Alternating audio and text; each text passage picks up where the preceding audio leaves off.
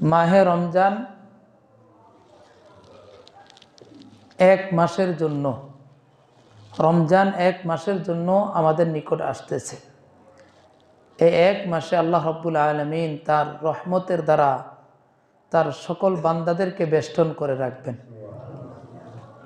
বান্দারা যাতে নির্বিঘ্নে ইবাদত করতে পারে, এজন্য আল্লাহ তাআলা যে শয়তান মানুষদেরকে ধোঁকা দেয়, সেই শয়তানকে এই মাসে আল্লাহ তাআলা শিকলের মধ্যে আবদ্ধ করে রাখবেন। মানুষ যাতে আমল করতে পারে, আমল করার একটা সুন্দর পরিবেশ আল্লাহ তাআলা সৃষ্টি করে দেন এবং প্রত্যেকটা আমলের বোনাস আল্লাহ তাআলা ঘোষণা করে দিয়েছেন এই মাসে। কিন্তু মাহে রমজান তার নিয়ম অনুযায়ী আসবে, একে একে 27, 28, 29, 30 দিন পর আবার চলেও যাবে। আমাদের কাহারও জন্য মাহে রমজান বসে থাকবে না,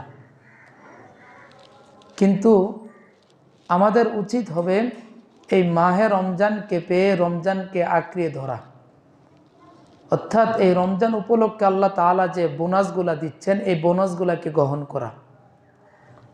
আল্লাহ তাআলা যে ক্ষমার ঘোষণা দিয়েছেন এই ক্ষমাকে গ্রহণ করা, ক্ষমাশীলদের অন্তর্ভুক্ত হওয়া, এটাই হচ্ছে প্রকৃত মুসলমানদের কাজ।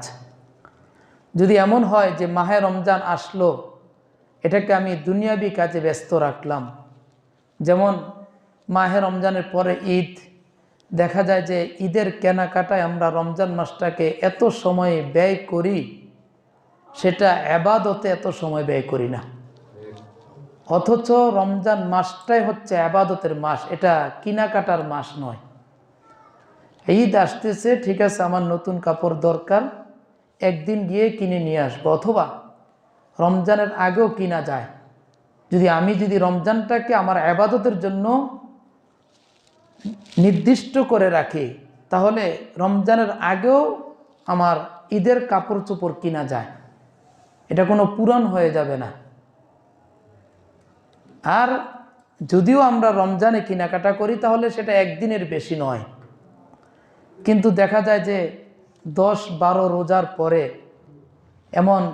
এমনও ঘর আছে, এ চান্দিনা বাজারে বলেন, কুমিল্লা বাজারে বলেন, 8 দিন পর্যন্ত মার্কেটে যায়।